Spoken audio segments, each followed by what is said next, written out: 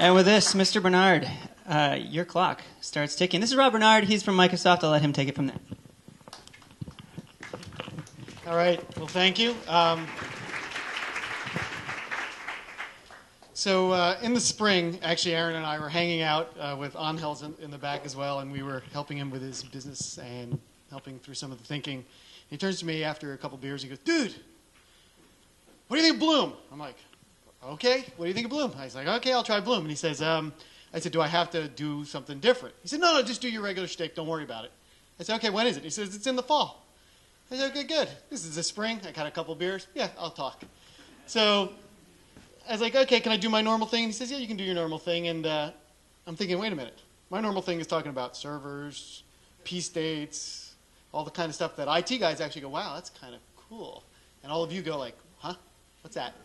So I'm thinking, I better do something a little different. And then I get this mail last week, and it says, "No green cliches." Okay, that's fine since I actually don't like and don't use the word green. And it says, "Do not give your same shtick. Change it up." Okay, I'm thinking, okay, this is getting a little rough. I'm about to call Aaron, who sent me this mail. "Dude, you psyched?" I'm like, "Yeah, I'm psyched." It says, "Share your dream, your wonder." And then he says, "And for the sake of love, do not bring PowerPoint slides." Like, don't you know what company I work with? Microsoft PowerPoint. Great. I'm glad to see everybody ignored that rule because I'm going to ignore it as well. And so I started to think, I got to tell a story. I got to tell something different. And I saw on the Facebook website, somebody was complaining, "Oh, this Microsoft guy is going to come talk about servers." I'm not going to talk about servers. So I started to think about what it was that I could talk to you guys about. A couple months ago, I was down in San Francisco, and I was doing some business, and I got a call from my wife, and the phone rings, and, "How's it going?" "It's going great." I said, "What's going on?" She said, "Oh, everything's good." I said, "Well, how are the kids?" And she says, "Well, we have two kids. I have a daughter, Julia, who's 9, and a son, Matt, who's 6.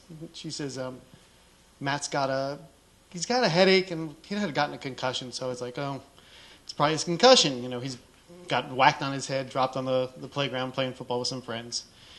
I said, "Well, why don't I come back a day earlier? Let's take him to the doctor and see what's going on." And so she took him to the doctor the next day. And I'm at home with my daughter because it's right after school lets out. My daughter's downstairs, and I'm upstairs doing some work.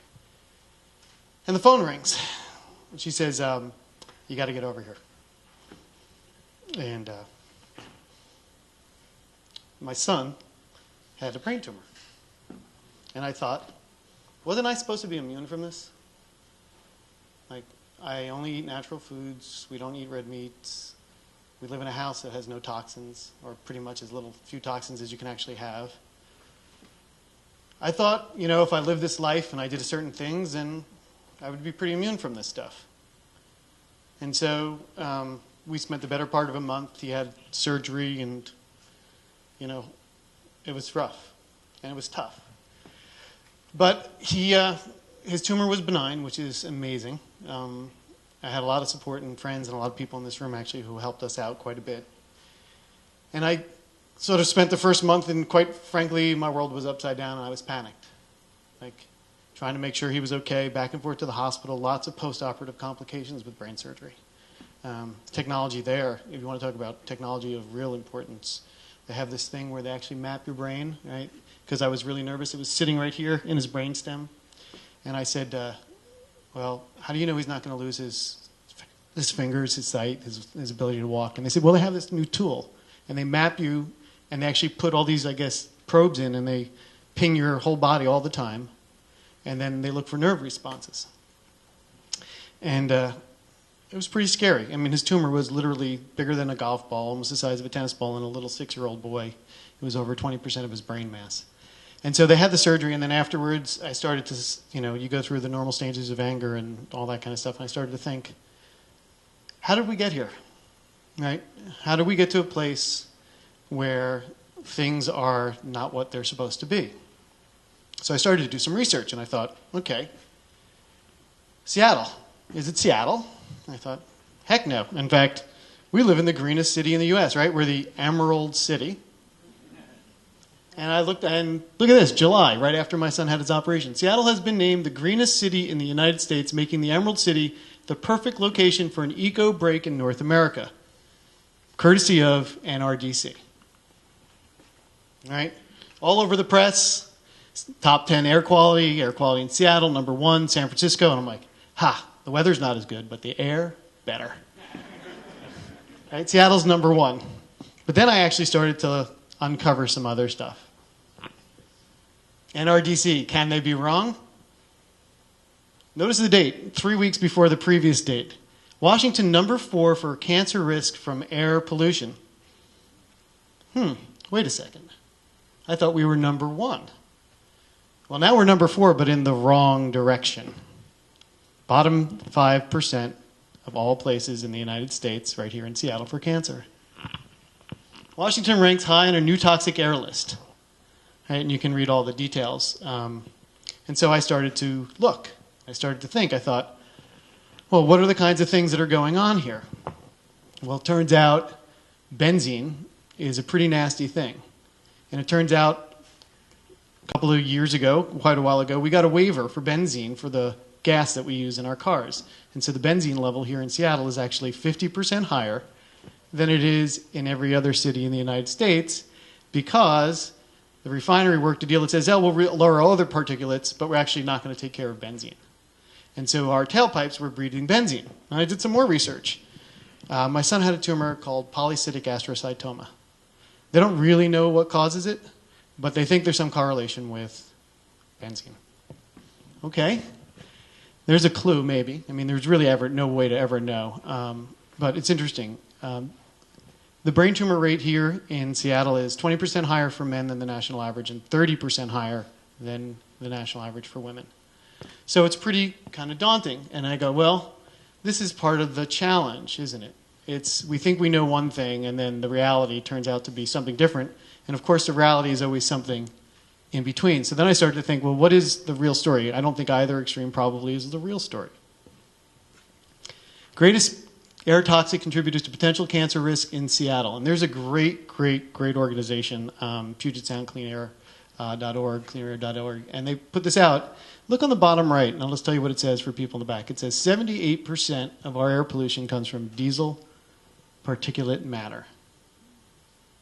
All right? Now let me tell you something else I found out, which is that if you buy a truck in the United States, here in Seattle, and you want to run it, you have a limit. It's called 15 parts per million of your diesel fuel that you're allowed to do for sulfur dioxide, right? Diesel particulate matter. If you run a ship into the Seattle port, anybody want to take a guess what your limit is?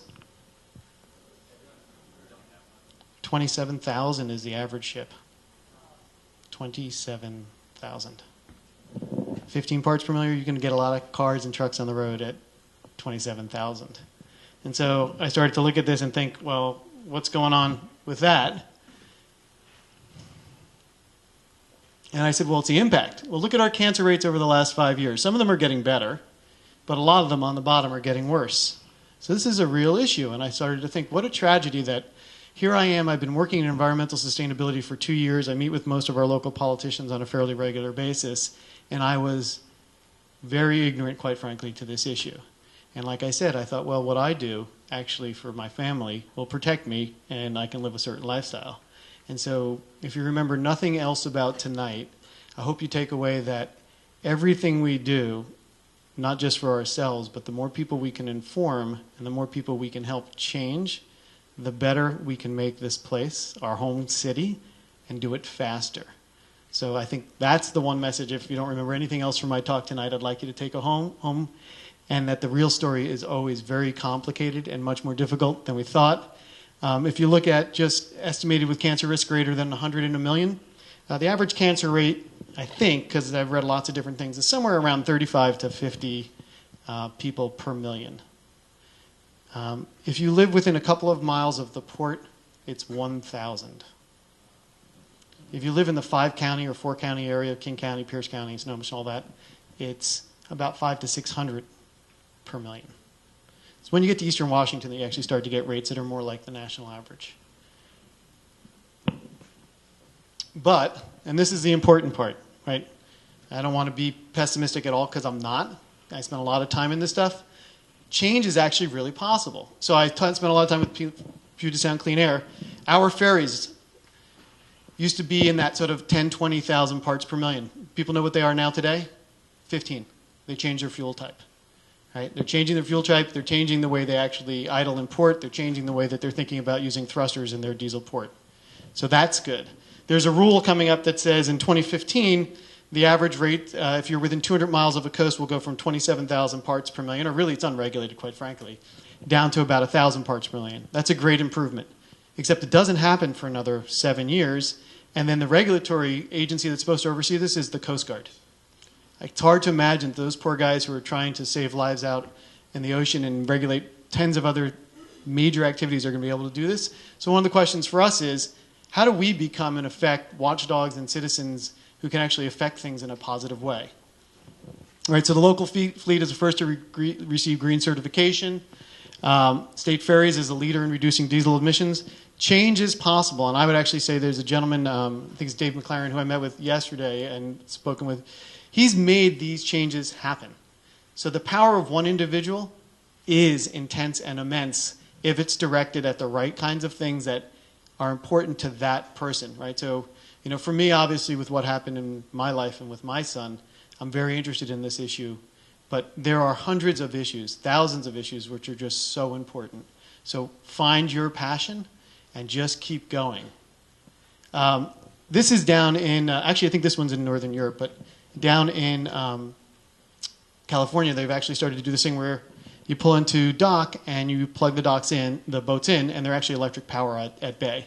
I didn't realize this, but actually 2/3 of our cruise ships are plug-in. And the reason they're plug-in is because they use about 30 megawatts, huge amounts of power. But the docks up north in Madrona can actually do power because they come in on the weekend and they dock up on the weekend when the power draw on the grid is low. And so the question I have is, well, why can't we do that at the docks, right? They're doing it in Los Angeles. We're doing it here. Turns out Seattle City Light doesn't want to run the power out there because it costs about $12 million. I thought, well, that's kind of interesting. But then I talked to the transportation guys. I said, aren't we moving towards electrification of vehicles? Where's your charge station going to be, right? I said, and doesn't the regulatory environment in the state of Washington allow that you can capitalize the cost of a capital expenditure, right? So if you invest money as utility, you get to pass it on to the ratepayer. Well, it turns out that emotionally, because Seattle City Light has had a lot of problems, they're unwilling to make a $12 million investment, which would actually reap them financial benefits. And so the question for us as citizens, or in this case for me as being interested, is what do we do, right? And what we do matters, right? This is my son just a couple of weeks ago, and he's doing great. And that's my daughter as well. And he had some neurological issues, which you might be able to see here with his eyes. But it's interesting, you know, we wrote some words, my wife did because her handwriting's a lot better than mine. But she wrote, you know, strength, inspiration, love, inspire. And, you know, those are kind of the things that cancer people who've had cancer sort of think about those words. They're on bracelets. I wear one. And we have an incredible opportunity to change the world, not only that we operate in every day in our houses and in our offices, but to change the world in which we live in profound ways. And, you know, normally I go to crowds and I try to convince them that there's a problem, like there's climate change problems or they're being inefficient with their servers. But just because you people actually have shown up here and you paid to come into this room, I know you're already there. And so the thing I'm hoping that you take away and think about is, what is it that is your passion? What's your thing? What's the thing that will help you go and speak to people? I mean, I'm out talking to people, my wife all the time, about all the things we just didn't realize. There's this great guy at Starbucks right down where we live who has been incredibly nice to us during this ordeal. And he says to my wife the other day, he says, I'm going to have a baby. And we're like, I mean, it's great. Just the nicest guy in the world. He's going to be an unbelievable, beautiful dad. And my wife says to him, what are you doing for your crib and your mattress? He says, well, a friend of mine gave me a mattress. She goes, well, check out what's in the mattress. Because it turns out that when you look at a mattress and it says it's made of X, Y, and Z, it doesn't tell you that it's actually probably dipped in formaldehyde, probably has lots of chemicals, including benzene, and lots of other stuff, because we just don't have labels that say that. You know, most of our clothes actually are dipped in formaldehyde, and there's all sorts of stuff that we just don't know. And so I think it's okay. And my wife sort of talked him through and sort of explained what we'd learned in our journey. And, the great news is he's like, okay, I'm out rethinking the way I do things. And there's a tendency to get maybe a little cynical and to get a little aggressive when you learn about something or something hits home like this. But I think, in general, nobody wants to sleep in chemical-ridden beds and do things to their body. And nobody wants to certainly end up in the situation I think that my family has ended up in. And so if we can motivate people and educate people, we can make huge, huge change. I see it, and I promised I wouldn't talk about Microsoft, but I see it every day in my job. We have a guy who we asked to change our dishware and our cups, and we were taking 20 million pieces of styrofoam and shipping them 250 miles away and incinerating them. And the argument was, well, we're turning them into power. And I said, yeah, but do you want the house sitting next to the incineration plant? Because I don't want to live there. And so we said to him, hey, could you see what you could do? And within the course of 6 months, he made a contract for the largest compostable purchase in corporate America, turned it all into mulch. All of our waste, all of our food waste is now turned into mulch, some of which we buy back within 60 days. He changed the entire waste stream at Microsoft and reduced the waste stream within 6 months by 50%. Here was one guy deciding, given the opportunity, to go make a difference, and his passion was waste stream. My passion is air quality now in Seattle. And so my last question for you is, find that thing that you love that keeps you up at night, learn, talk to people who work in this industry, and I see them every day. I'm blessed to be in a job where I get to talk to people like this.